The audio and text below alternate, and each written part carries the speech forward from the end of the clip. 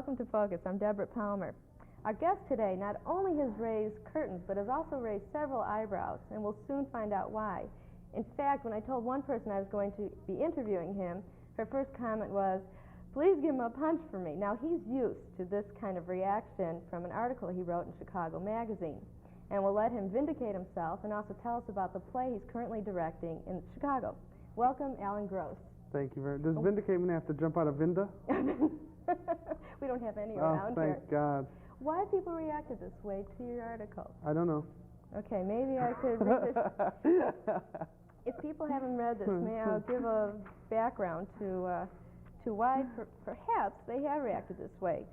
First, he said, "I was painfully aware of the white and white poodles on white and white rugs, the plastic furniture covers, vinyl flowers, and Melmac dishes. Culturally, Skokie was a negative to me."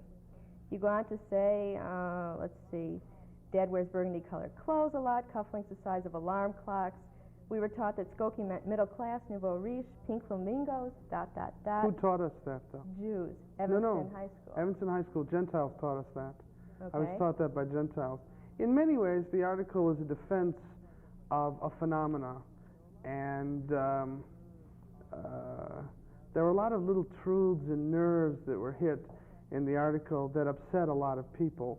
It wasn't the plastic covers on the couch that I was upset about in Skokie. It was the plastic covers on the mind.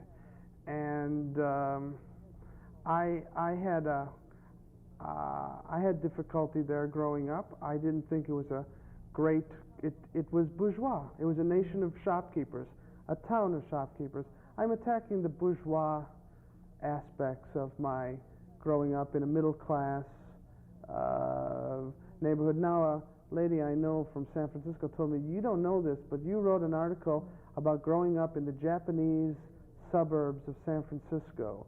And the exact similarities. And also growing up on the west side of Chicago in the Polish communities. I mean, I just talked about growing up bourgeois in a, if I may say, a Levittown kind of an atmosphere. The article had a lot of controversy. Mostly it had about 100 or so letters from people in Skokie, most of whom were trying to sell their home and get out. But now they said, "How can you attack our suburb and cheapen us when we're trying to," and I saw this in a lot of the letters, it said, "We're trying to appeal to the young people. And here you are a young man and you're attacking us. How are we going to sell our home and go to Scottsdale?" And that was one of the big themes in the letters from Skokie. By the way, I noticed, and you can go through some of the letters, and of course Chicago Magazine has a bunch of them on file, none of the Jews that were so insulted by my humorous image of what a typical Skokiean looked like to me said, "Listen, I was very upset that you said that," you can find this here, about the Gentile who wore brown suits, had a woman-in-law in Minneapolis. I can't really find it in the article, but no one said that I was unfair. I was unfair to Gentiles. All they said was that I was unfair to Jews, and I found that to be really. Now, see here. Look at what you did here. You underlined this. I wish we could get a. Can we get a close-up, Art, like they do on? No, I'm just kidding. You underlined and wrote notes and made a whole, what we call in literature, mishigas on my little paragraph there about the Jews. But look, pan down a little. You want to pan down a little bit, Arnie? We're doing TV here. On the Gentiles. Here's what I wrote about Gentiles. Typical Evanston family I knew. Dad drinks. He wears brown suits a lot, and there might be a thing about a woman in Minneapolis, but I didn't know. Actually, Dad is out of the town most of the time. I never saw him with my own eyes. But they tell me he's, quote, in the insurance game. Mom was a nurse once. Now she is incredibly fat. The smell from their icebox could knock over a buzzard, and they eat their grilled cheese in a thing called, swimming in a thing called Wesson oil. There are 4 boys, a potpourri of dogs, cats, several motorcycles, and an alley full of Ford automobiles in disarray. Upstairs is a maze of bedrooms painted orange and yellow and violet. College banners and sports. no Gentile wrote to me, and no Jew said that this is an unfair look at a Gentile life. All they said was exactly what you did here. You want to get another close-up, Art, of where you underlined all the little negative things I said about Skokie. Typical Skokie family I knew. Let me just defend the only reason I underlined those were the underlines to respond to why they respond this way. They responded this way because I struck notes in them that I think they found to be, you know, the real note that I struck in here. You know what I really said in here that really upset everybody. And you see, we'll put a clock on this. Can we put a clock on this and end it and move on? Because this is a year old already. Go ahead. I told the truth, which was that Jews are better than Gentiles. Because Gentiles, let's face it, they're goyim, they're shkotzim, they have their yechi, they have yakis, but Jackie Kennedy is a Gentile, and we all know that the Gentile is better than us. So the Gentile is both better than us and not as good at the same time, and that rips us asunder and makes us neurotic in America. Are you neurotic? Absolutely. But you think it's because you're a Jew? In a Gentile world? You know what? By being a Jew in a Gentile world, it makes me a wonderful observer of the world. And it makes me a great humorist, I think, because my point of view is off-center. And I see that two of our cameramen are black, and blacks are also outside of the mainstream. And when they look into it and show how stupid it is, they're the funniest of humorists. However, there comes the point when anger in politics overcome humor. I don't want to cross that point. I thought I didn't cross it in this article. You trying to be humorous or just on the level? Trying to be humorous and show painful recollections. Listen, Deborah, I didn't go into how badly the rabbis treated us. I didn't go into a lot of stuff. I didn't go into things about my father wanting to talk to the rabbi on his cancer bed at Skokie Valley Hospital and the rabbi too busy to come. I didn't even touch it. I didn't even touch it. Why didn't you? Because it was too much. It was too much. It was full of that hatred that must be controlled. So I wrote another article, and I wrote about 22 pages of it, and I read it to my wife, and who's a very brilliant woman, and she said, stick it in the file. Stick it in the file with the same roughs as this, and don't use it. Save it. Because if you publish it, it will be a cause célèbre. It will be the main definition of your contributions. You'll never get rid of it. You'll never get rid of it. So and it's full of funny little anecdotes about the guy who said to my Uncle Bob, hey, you're a Jewish guy, I'm a Jewish guy, you're a Jewish guy, I'm going to make you the chaplain's Jeep driver. So he made my Uncle Bob the chaplain's Jeep driver. I said, oh, thank you. Thank you. Yeah, I like it. The chaplain was going to North Africa. This guy gave my Uncle Bob the job. My Uncle Bob went to North Africa, then Italy, through the worst parts of the war, taking dead guys and putting them in the back of the Jeep. At the time, he thought it was such an honor. The guy helped him out. He's a fellow Jew.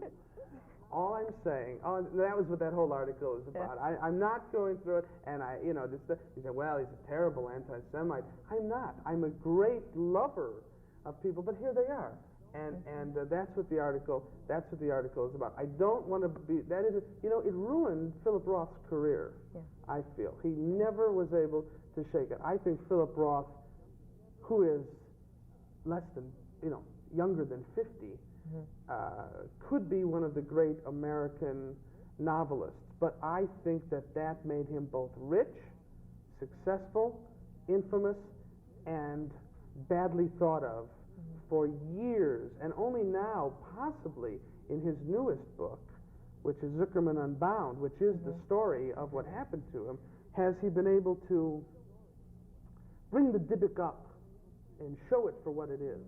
You feel that happened to you temporarily?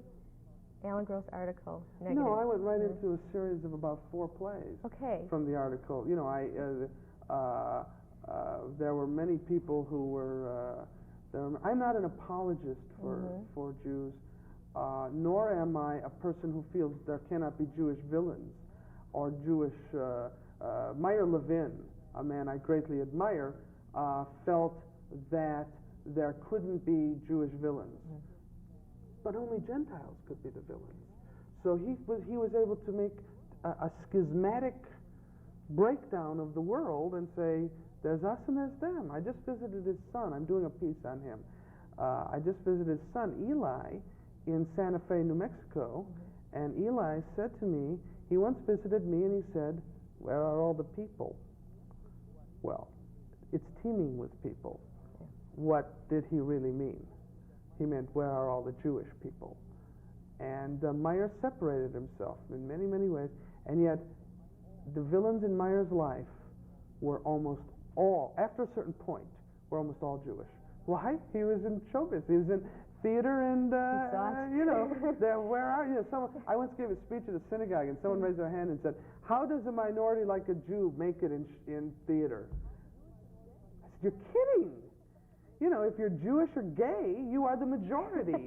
And if you're Jewish and gay, it's open up the door and there you go. Well, speaking of that, you were just rehearsing, auditioning for a show you're directing now. Yes. And you're trying to Which is why I'm in less than necktie. You look comfortable, though. Oh, That's wonderful. Thank you so much. And tell us about the play. And I'm doing a play called The Irish Hebrew Lesson by a British playwright named Wolf Mankiewicz. Wolf Mankiewicz, very well-known English playwright, along the lines, if I can make a comparison, along the lines of Paddy Chayefsky. Small plays, television plays, intimate, personal conflict style plays, Wolf Mankiewicz. He has a series on BBC on Poe this season, and you know, as we buy all that BBC stuff for Channel 11 like so much Stilton cheese and bring it over here and say, here, this is English, it's got to be terrific, we'll buy that series. So my guess is you'll see that series. It's called The Extraordinary Mr. Poe. Well, this is another thing. It's a play called The Irish Hebrew Lesson. It takes place in 1921, and a little Jewish man from Lithuania who was a revolutionary in the 1905 revolution, who thought he was buying a ticket after there was some problems to New York, but it said Cork on the ticket, because the mums are in Lithuania knew I couldn't read English, and he put him on the wrong boat, sent him to Cork, so he became an Irish Jew at that point, and he's up in his little stebble studying not Torah, but Gaelic, so that he can sell socks to the natives there. But reading right to left. Well, he's got all his little books and things. And an IRA man crashes through the window. That was a revolutionary, and says, you know, you've got to hide me. The black and tan being the English army putting down the resurrection. They're coming to get me. You've got to hide me. And they talk about revolution, the Irish Revolution and the 1905 Revolution. And it's a very interesting play. It's about Does it draw similarities between the Irish and the Jewish? Absolutely it does. Really it talks about what is a revolutionary and what do people want, and it's a wonderful play. And he teaches the boy to survive, because the boy is ready to sacrifice himself. I won't go through the plot. He wants to kill the guys as they come through the door, and well, I give a little bit of it away. The Jew saves him. He hides him in a very extraordinary manner. I'm doing that with two other British one-acts, one by Michael Stevens called Companion Piece, which is a marvelous name for a companion piece to a longer play, and it's about two people trying to be companions, a teacher and a student. And the third one is called Dog Accident by James Saunders, another British playwright he's probably considered the very last of the Young Angry Men, a Catholic playwright, as a matter of fact. So where's that unifying theme? The unifying theme is life, death, and communication. Now that seems awful large, but I think if you see, each play is funny. The James Saunders play is called Dog Accident. People are walking along the park in London, and a dog is hit by a car in the street, and I don't want to say they discuss the significance of it, but they do. But they say, "Oh, look! What are we going to do? Oh, can't we do anything we can do? No, there's nothing we can do. Oh, forget it. Let's go to Wimpy's. You know, no, I don't want to go to Wimpy's. The dog is dying in the street. And it's a very quick, exciting, very British play that I don't know how much to tell you. We're doing it in front of a scrim like Who's on First. Okay. We have a scrim right out to the audience with a postcard picture of London painted on. And these people just come right across and boom, the dog is right in the audience, crushed, killed. They do this because there is a vaudevillian type of feeling in that they're talking on top of. Who's on First is a reference to Abbott and Costello. Right. Who's on First, or George Burns and Gracie Allen. There's a very quick, so we do that right in front of them and then pull back and we're into the second piece, which the first two, I'm very excited about. I've never directed before. I want to get into that. And I couldn't be more excited about it. I couldn't be more thrilled about it. What does it feel like? You playwright, we'll get into the plays you've written, but how does it feel to Well, make the that playwright sees his work interpreted on the stage. It's interpreted. Now, how good is it to see your play interpreted on the stage? How good is it to write a poem and see some people read it out loud? It's nice, but a director sees his thoughts realized on the stage. I don't believe that a playwright sees his work realized on the stage. No, but a director sees each nuance made to work. And it's much more direct, and the gratification is much more direct, and I really love it. Now, in directing the Irish Hebrew lesson, before you were giving us a rendition of some of the lines, putting in the nuances, and the accent came out, were you putting a lot of characters in your life, maybe relatives, and Uncle Shlomi, perhaps, when you're giving the accents? You know what? Because I let the actors do that. I worry about relationships. I want the actor to find Uncle Shlomi. I gave some suggestions after trying Tevye for about 2 or 3 days. The actor's name is Larry Hart, who is a Swede from Billings, Montana. I said, Larry, you ain't gonna do that. Try, and we went through a list. It turns out he studied with a woman named Leontovich at Goodman. He could do this Russian, and I said, do Trotsky. And we went for Trotsky.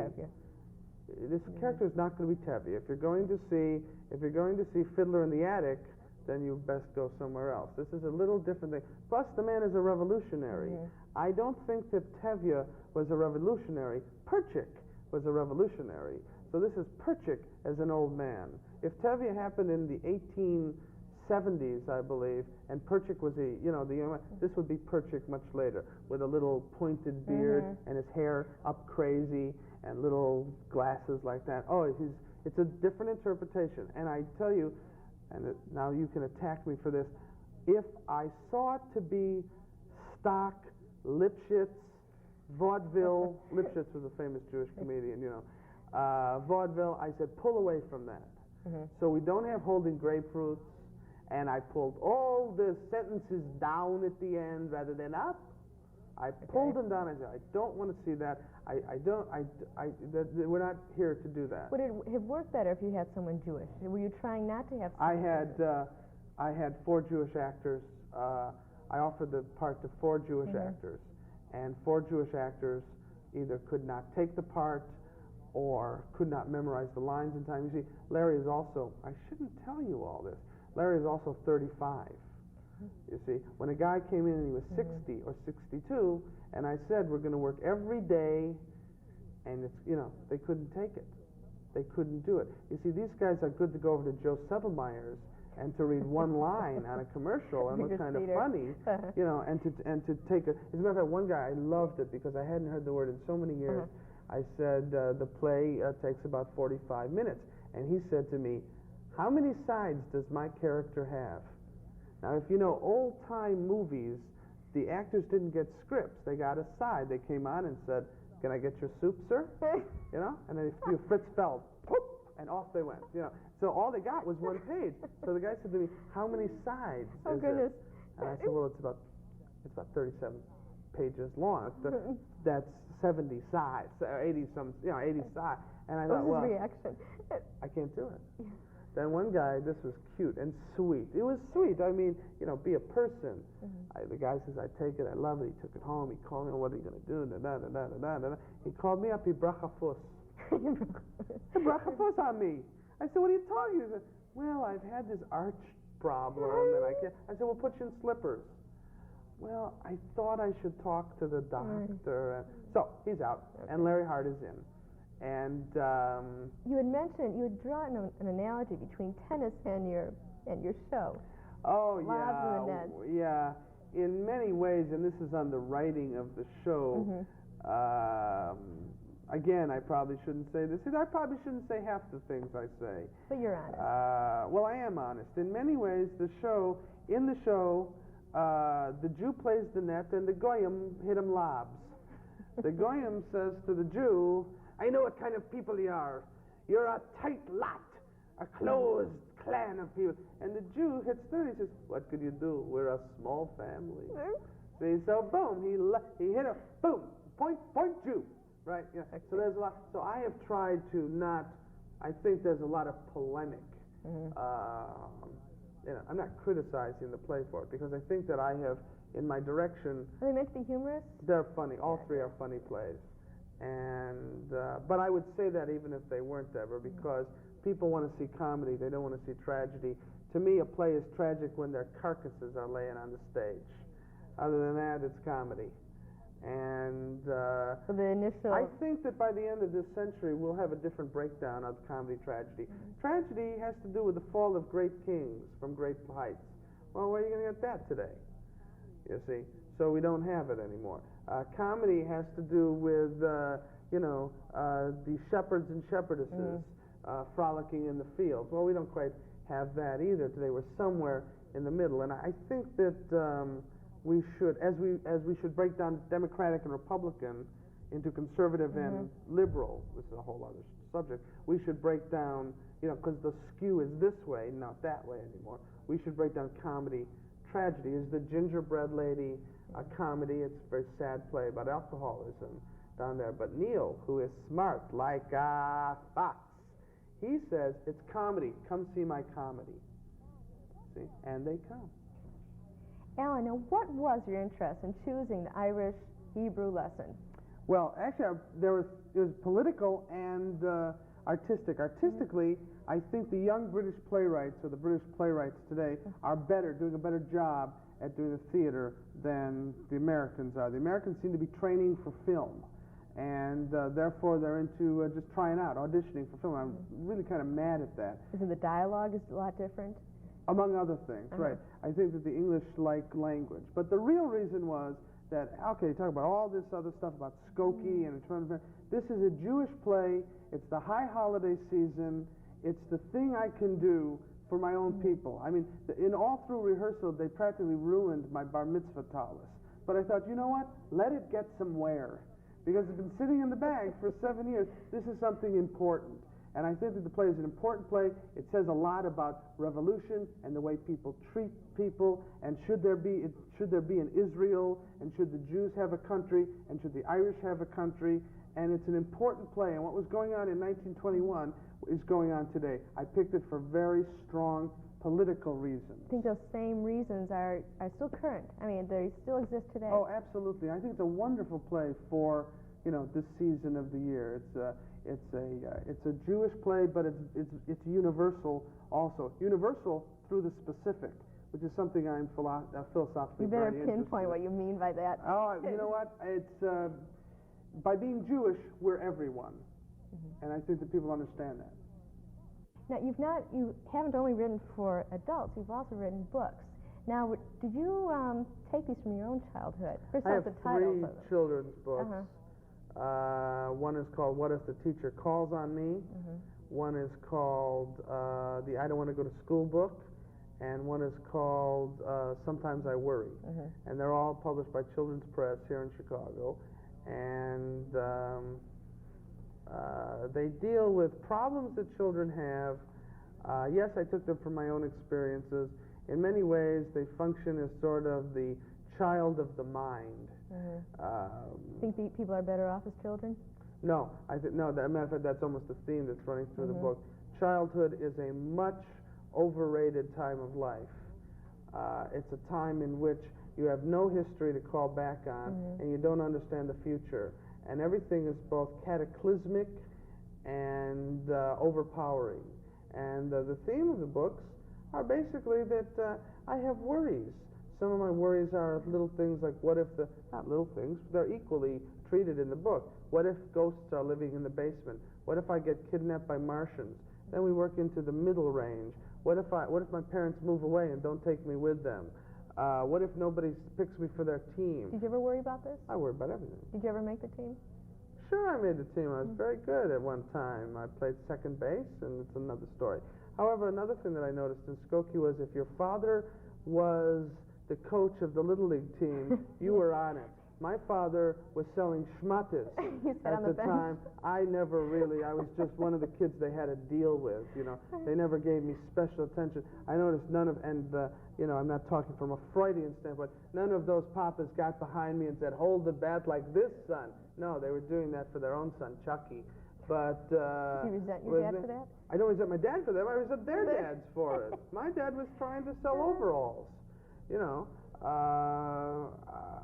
You know, that was another thing, the politics of that, the politics of Cub Scouts and all those things. That's not restricted only to Skokie. That's where I was, you know. But I really found, I mean, that's where I was. I mean, I say that in the article, that this is where I was, and this is where I saw that. It's bourgeois. It's growing up in. You point to anything in there and say it wasn't only. If you think that Jews wear burgundy sport jackets, go to the Italian sections. And you'll see more burgundy than you know what to do with. To write this article, you went back and really observed it for 3 months. Yeah, I stayed there. Well, I didn't stay there, but I would drive there. In Salmon High. Did you see it changing? Did you see it change from the time when you grew up? Oh, sure. I talk about that in the end of the article too. That it's actually slightly established now. I mean, compared to other places. You know, if someone said to me, you know, you know, it's a perfectly decent place. I have no great big objections to Skokie now as it exists. What I was talking about was growing up there. Alan, before we sign off, I want people to see your play. Oh, yes, 1225 Belmont, 1225 Belmont. That's West Belmont. That's Belmont and Racine in the theater building. It's Perry Productions. It opens this Tuesday night, or Tuesday night, the 15th of September, and runs every weekend, Thursday through Sunday, until the middle of October. If we're doing good, then we'll extend it. I sure hope you are. I appreciate you coming on. Thank I hope you. people from Skokie are watching and reread this article. If not, they'll find something in it that I said here that makes them matter. If not, I hope they all go to see the Irish Hebrew lesson over at Perry Productions at the theater building. Thank you so much for watching Focus, and we'll see you again.